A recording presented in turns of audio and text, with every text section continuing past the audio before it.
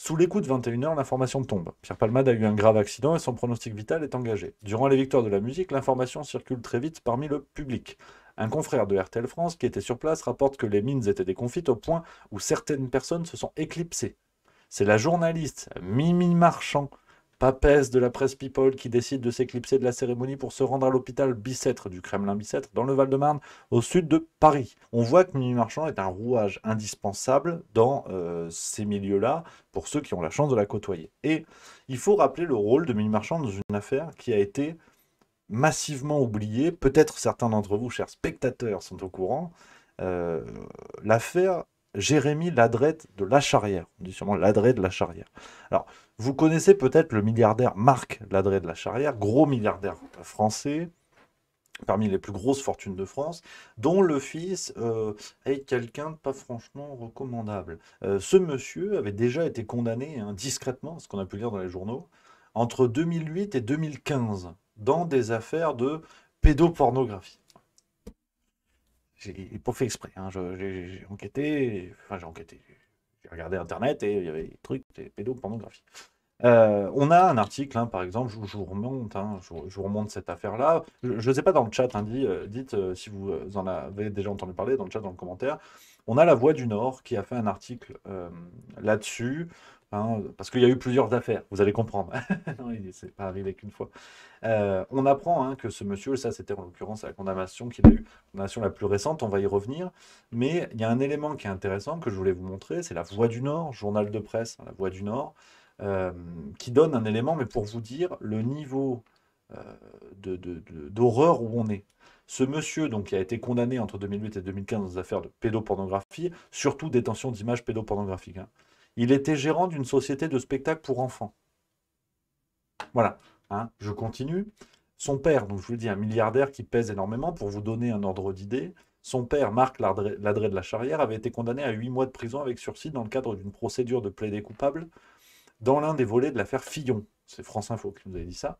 Il avait offert un emploi de complaisance à Pénélope Fillon à la Revue des Deux Mondes, publication dont il est propriétaire. Ah, voilà, ça commence à gratter la gorge. Mais ceux qui ont un terrain allergique, je peux vous dire que ça va zouker pour vous.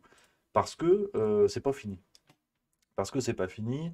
En janvier 2022, on apprend dans un article du Parisien que donc le Jérémy Ladreit de la Charrière avait eu une nouvelle condamnation, parce qu'on est en plus dans un cas de récidive.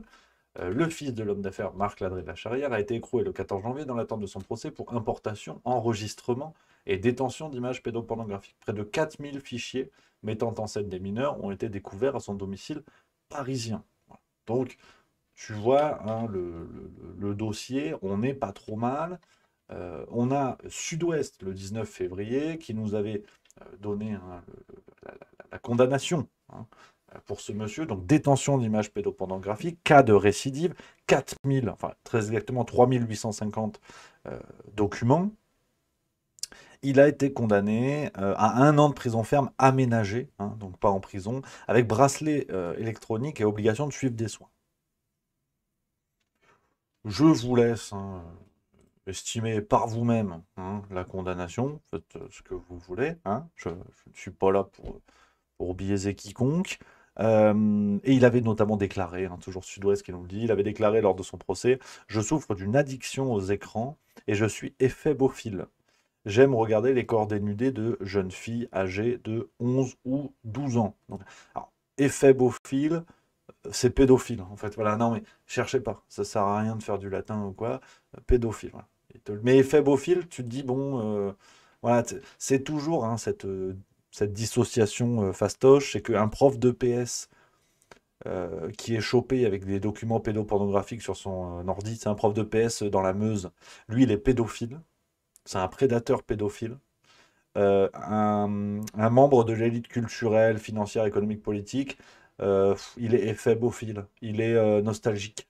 Voilà, tu vois, Gabriel Maznev. Déjà, le jeu syntaxique sur ces affaires-là est très intéressant. Donc, on continue. À ce moment-là, le monsieur Jérémy Ladreit de la Charrière est défendu par maître Caroline Tauby, qui accessoirement est l'avocate de Mimi Marchand ou Xavier Niel. Bon, hein. Je vous donne l'info, faites ce que vous voulez. Et on a des révélations dans le fameux livre Mimi, dont je vous parlais, sorti chez Grasset en 2018, que vous pouvez trouver. Je crois même qu'il est passé en poche, il me semble. Euh, on peut lire, hein, je vous lis l'extrait, hein, vous faites ce que vous voulez. L'affaire, de par la personnalité du père de l'accusé et l'âge des victimes, il s'agit de très jeunes enfants, aurait dû être médiatisée. Mais ni l'AFP, qui publie l'agenda judiciaire, ni l'association de la presse judiciaire n'étaient au courant. Selon plusieurs sources concordantes, Mimi s'est occupé personnellement de ce dossier afin que rien ne filtre. Donc, pour vous donner un ordre d'idée, à la fois de la capacité d'action, du rayon d'action de Mimi Marchand, et de on va dire, cet antécédent de couverture d'une affaire de pédocriminalité. Et à ce moment-là, une petite séquence que j'ai trouvée assez éclairante, hein, que je vais vous montrer, sur CNews, Pascal Praud, hein, que précis ou pas, hein, que voilà, certains aiment bien en disant il n'est pas comme les autres, tout ça. Voilà ce qu'avait dit Pascal Praud au moment de l'éclatement de cette affaire. C'était en direct sur CNews chez l'heure des pros. Je ne citerai pas son nom parce que ça serait pas bien, mais il y a le fils d'un homme extrêmement important, milliardaire français, qui a été condamné à 30 mois de prison avec sursis pour diffusion d'images pédopornographiques. Je ne vais pas citer son nom, hein. Si les gens veulent lire le livre, ils le liront. Eh bien, l'affaire ne filtrera pas dans la presse parce que c'est Mimi Marchand qui en est à l'origine. Et comment vous non, elle n'est pas à l'origine de cette affaire de oui, pornographie. Évidemment, mais elle est à l'origine du fait que ça ne filtrera pas. Mais comment vous êtes au courant que si ça ne sort pas, c'est parce que Mimi Marchand... C'est une affaire qui était connue de l'entourage de ce... Voilà, après, il y a ce que je vous résume, donc vous aurez reconnu l'un des auteurs du livre Mimi. J'ai shippé, hein, je vous ai mis d'autre côté d'autres extraits. Du livre, hein, toujours. Alors, bien sûr, libre à vous, hein, et je vous encourage à en faire l'acquisition. Je peux vous lire hein, tout ce qu'il y a, je peux vous lire le passage dans le livre pour bien prendre conscience hein, de l'importance de cette affaire-là. Je vous lis 2 paragraphes hein, pour comprendre ce qu'a couvert, ce qu'a contribué à couvrir Mimi Marchand. Ça va être peut-être un peu long parce que je tiens vraiment à vous le lire, mais pour bien comprendre ce qu'elle a pu couvrir par le passé. Après, on revient à l'affaire Palmade, qui est quand même, à l'affaire Palmade, pardon, qui est quand même le fil rouge de cette émission. Le 7 octobre 2015, lors d'un procès à huis clos devant le tribunal correctionnel de Paris, Jérémy Ladré de la Charrière, 38 ans, est condamné à 30 mois de prison avec sursis pour avoir diffusé des images pornographiques d'enfants sur Internet. Il est en récidive légale après une première condamnation définitive en 2008 pour des faits identiques. D'après le jugement, Jérémy Ladré de la Charrière était inscrit depuis janvier 2011 sur un site spécialisé hébergé en Russie. Il y présentait 46 albums intitulés Girls, Boys, Kids, contenant 2708 photos d'enfants nus. La moitié des albums étaient librement accessibles et présentaient des photos d'enfants dont les visages et parties intimes étaient floutés. Les autres, protégés par un mot de passe, chaleureusement partagés sur demande des autres membres, comme l'indiquait Jérémy Ladré de la Charrière dans le texte d'introduction, montraient les images non floutées ainsi que des gros plans des parties intimes d'enfants. Un album en particulier regroupait 80 clichés de la même fillette âgée de 3 ans. Jérémy Ladré de la Charrière échangeait ses photos contre des clichés de jeunes adolescents, précisant qu'il recherchait seulement un matériel privé et original. Pour éviter les contrôles, il employait des techniques avancées, notamment la dissimulation d'images pédophiles à l'intérieur de photographies non répréhensibles. Il faudra que les services américains spécialisés dans la cybercriminalité les repèrent et les signalent à leurs homologues français pour qu'une enquête soit ouverte par la Brigade des mineurs de Paris. Les enfants photographiés étaient ceux d'amis avec qui il passait chaque année des vacances dans sa propriété. Jérémy Ladré de la Charrière est interpellé à son domicile le 9 janvier 2013 lors de la perquisition. Un appareil, un caméscope de 135 CD gravés et un important matériel informatique sont saisis. Mimi a rencontré Marc Ladré de la Charrière, le père de Jérémy, en 2013, date à laquelle celui que le grand public ne connaît pas encore, comme le généreux employeur de Pénélope Fillon à la revue des Deux Mondes, a commencé les négociations de rachat de Webedia, la société qui détient Pure People.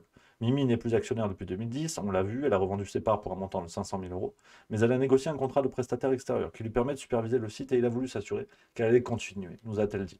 Marc Ladré de la Charrière refuse une première convocation à la brigade des mineurs au sujet de son fils, mais finit par se rendre à la deuxième sur le conseil de l'avocate qu'il a choisi pour défendre son fils, maître Caroline Tauby, qui est, comme on l'a vu, l'avocate pénale de Mimi, notamment dans l'affaire Voici, ainsi que celle de Xavier Niel.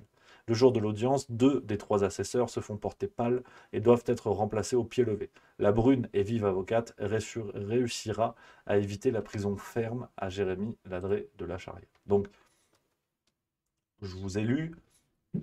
Je laisse bien sûr libre, hein, les propos appartiennent à ceux qui ont écrit ce livre. On parle de photos de mineurs qui ont été prises chez des connaissances de Jérémy Ladré de la Charrière. Donc, quand je vous parlais au début de l'émission de logique de réseau et que rares étaient les loups solitaires, on a une configuration qui est proche de celle de l'affaire Duhamel. Hein, cette fameuse maison de vacances où Duhamel abusait de son beau-fils. Enfin, bref. Donc, vous comprenez en fait l'étendue des dégâts et ce qui a contribué à masquer Mimi Marchand. Mais revenons à l'affaire Pierre Palmade. Parce que, comme je vous l'ai dit, le nom de Mimi Marchand est sorti le jour même de l'accident. Mimi Marchand a été, d'après RTL et Le Soir, la première personne à se rendre au chevet de Pierre Palmade. La première. Et donc, quand on recoupe tout ça, quand on voit cet épisode de Mimi Marchand, quand on voit ce qu'elle a couvert par le passé, bêtement, et de manière peut-être complotiste, jugerait certains, et je suis prêt à l'assumer, mais on peut se poser la question bien sûr, qu'est-ce qu'elle vient foutre ici?